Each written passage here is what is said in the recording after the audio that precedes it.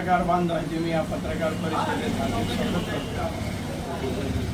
आजचा खरा विषय म्हणजे येणाऱ्या स्थानिक स्वराज्य निवडणुकांमध्ये आम्ही महाविकास आघाडीच्या माध्यमातून संपूर्ण ताकदीने उतरणार आहोत आणि हे पाहूनच सत्ताधाऱ्यांच्या पायाखालची वाळू सरकार लागली आणि ते वेगवेगळे खोटे नाटे गुन्हे दाखल करणं, काही आरोप करणं असे त्यांनी सुरू केलेले आहे। पण तत्पूर्वी मी एक निश्चित सांगतो, आत्ता जो साहेबांनी विषय सांगितला काँक्रिटीकरणाचा आपल्या शहरामधला, ते काँक्रिटीकरण जर कधी पाहिलं तर काँक्रिटीकरण व्हायलाच पाहिजे, विकास कामं व्हायलाच पाहिजे माझं म्हणणं नाही, परंतु त्याच्यामध्ये काहीतरी नियोजन पाहिजे। दीड 2 महिन्यांपासून कॉलन्यांमध्ये रस्ते खोदून पडलेले काँक्रिटीकरणासाठी ते रस्ते होत नाही, तिथून लोकांना वापरायचं कसं पावसाळा झाल्यावर हा मोठा गंभीर प्रश्न पडणार आहे। ते कामं सोडले आणि चांगले रस्ते फोडून हे काँक्रिटीकरण सुरू केलेले। बरं, काँक्रिटीकरण करता परंतु ते योग्य पद्धतीने व्हायला पाहिजे।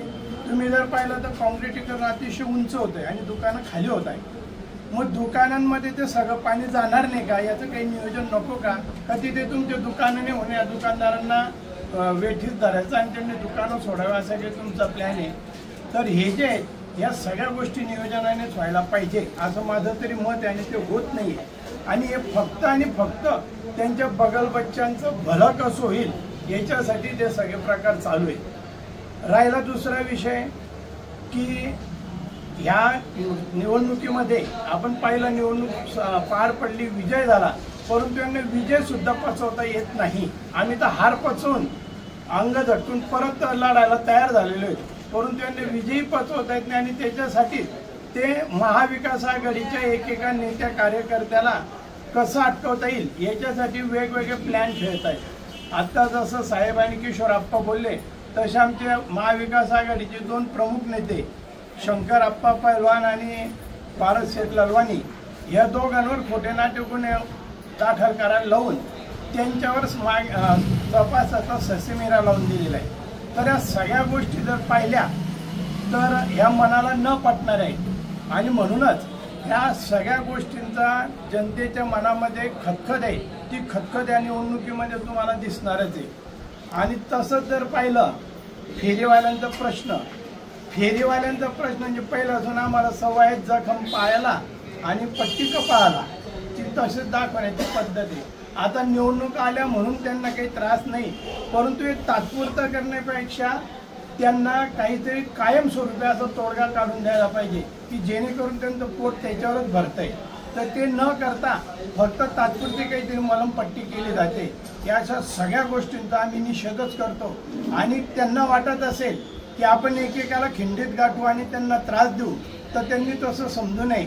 महाविकास आघाडी त्यांच्या पाठीशी ठामपणे उभे राहील, त्यांच्याच नाही कोणत्या का कार्यकर्त्यावर अन्याय हो त्या कार्यकर्त्यांना आम्ही पाठिंबाच देणार आहे आणि त्यांच्या पाठीशी पूर्ण ताकद उभी करणार आहे। आणि सध्याचा इतकं उपयोग घेतलेले सत्तेचा पुरेपूर वापर करून की त्या आमचं निवडणुकीत काम केलं नाही का, तुम्हाला आम्ही काम सुद्धा करू देणार नाही, नोकरी सुद्धा करू देणार नाही। याचं उदाहरण तुम्ही 2 महिन्यापूर्वी पाहिलं असेल, चिंचखेड्याचे काही 5-6 मुलं एक कॉन्ट्रॅक्ट बेसिसवर MSCB मध्ये कामाला होते, त्यांना कामावून काढण्यासाठी त्यांनी जंग पछाडला आणि काहींना काढलं, काहींना दुसरीकडे बदली करून दिली।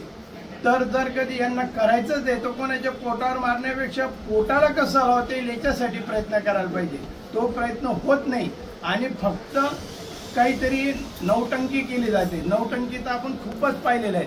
आता निवडणुकीमध्ये अनेक आश्वासनं दिलेले होते, शेतकऱ्यांची कर्जमाफी असेल, लाडकी बहीण असेल, सगळ्यात दिले होते, किती आश्वासनं पूर्ण झाले आपण पाहिलंय।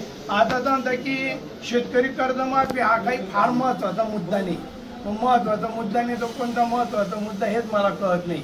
आणि या सगळ्यांचा उहापोह करण्यासाठी आणि या सगळ्या प्रश्नांना वाचा फोडण्यासाठी या येणाऱ्या आगामी स्थानिक स्वराज्य निवडणुकांमध्ये आम्ही महाविकास आघाडीच्या माध्यमातून समर्थपणे निवडणुका लढवणार आहे। एवढंच नाही, जे नेते आलेले ते नेते सुद्धा म्हणजे सत्ताधाऱ्यांचे नेते कार्यकर्ते हे सुद्धा वेगवेगळ्या पद्धतीने कार्यकर्त्यांना त्रास देत असतात। म्हणजे आमचे मोठ्या मोठ्या गावांमध्ये आमचे शेंदुर्णी सारखे असतील, जामनेर सारखे असतील, भाऊ दादा शेत काका जे असतील नसतील ते आपल्याकडे असलेल्या संस्थेचा पुरेपूर वापर करताय, प्रशासनाला वेठीस धरताय आणि कर्मचाऱ्यांना सुद्धा त्रास देत आहे।